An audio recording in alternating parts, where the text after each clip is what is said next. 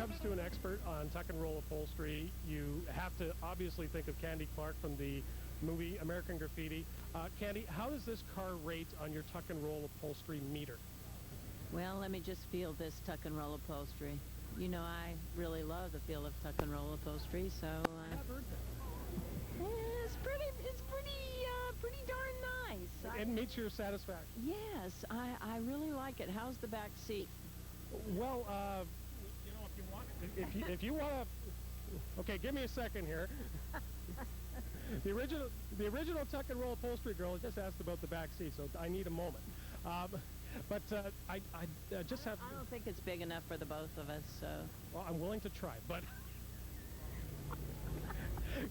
Candy, tell me a little bit about. Stammering. Stop it. I'm in greatness. I'm in the shadow of greatness. So Candy, tell me what it was like. 1973, Petaluma, doing the movie with George Lucas. Well, we shot it at night, and it was long. The evenings were long, and it was really cold that summer.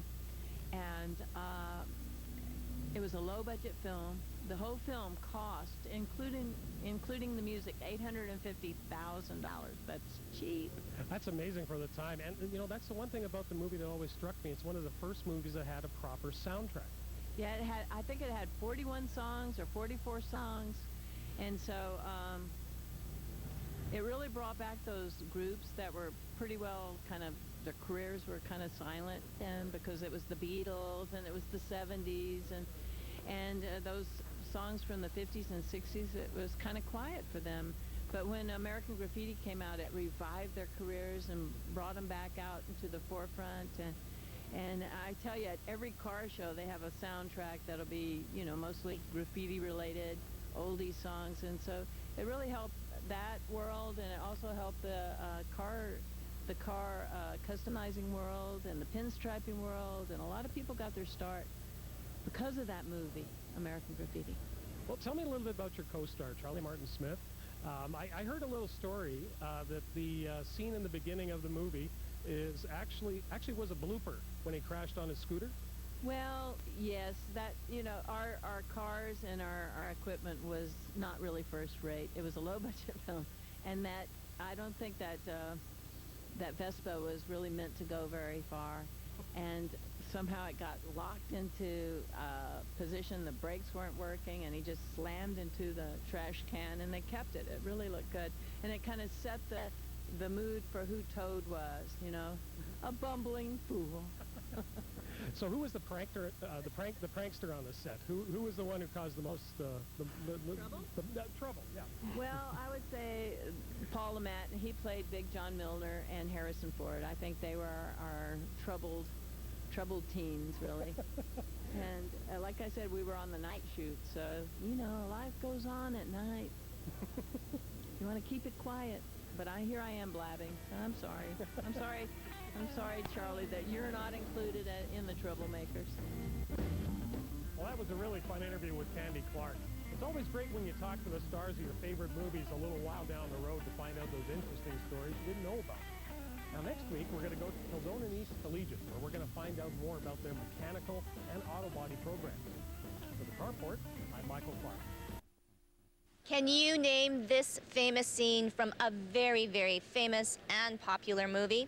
Well, look here. We have the actress in this scene, Candy Clark, from American Graffiti. Yes, I'm here. Yes, you are here for the World of Wheels, and we want everybody to come down this weekend. Come down right now, actually, and you can meet Candy signing autographs. How did you get that role? Well, I auditioned for the part. I was amongst hundreds and hundreds of girls trying out for the part, and it was one of George Lucas's first films. And without American Graffiti, he probably wouldn't have gone on to do much else, because that was his big hit, and he went on to do all the Star Wars stuff. And Wow. But yeah, it was a great film, great opportunity, and we're still talking about it. I know. Well, we all remember your famous look. That's me. I had a wig on, so in case you're wondering what happened to her hair.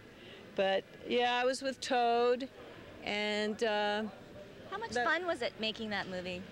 That was a lot of fun. It was a lot of work. We shot at night, so it was 28 nights, and it was really, really cold that summer. You've been with World of Wheels traveling around for close to 7 years now, and you must really enjoy some of the stories that people come up and tell you. I do. A lot of people are very emotional about American Graffiti. Sometimes they'll get teary-eyed talking about it. It'll be the film they took their fiance to, and now they're married, and they've been married for 35 years, and that's how they got their start, collecting cars, pinstriping, doing all that kind of stuff. So they're very emotional about it, and they love the yellow hot rod, and I think they love the cars more than they do the actors, really, but I let them get away with it. Well, folks, come out, come and see Candy and a host of others. It is the World of Wheels right here at the Winnipeg Convention Center. It is. Yes. It is. It's the World of Wheels. The hottest place to be. Yes. For Shaw TV, I'm Tracy Koga and Candy Clark. And we got heat here. Look. Yeah. Place is warm and toasty.